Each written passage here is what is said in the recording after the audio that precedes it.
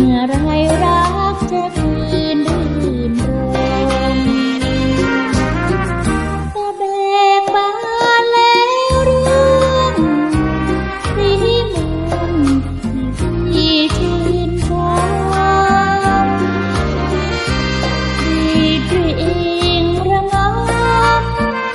รีบปล่อยน้องให้ตรมคนเดียวดวงเอ้ยเรื่องของคงรักคนเดียว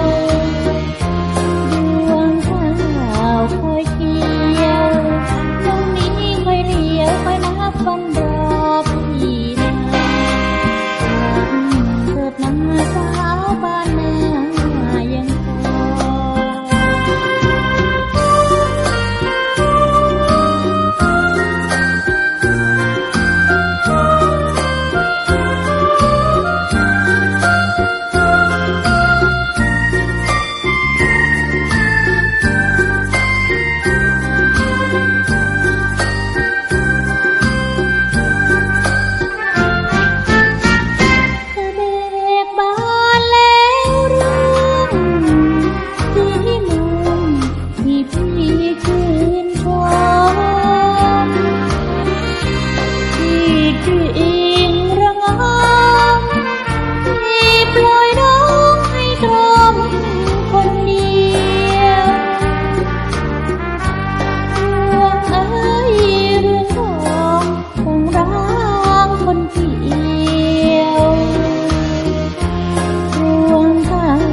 พเกี่ยว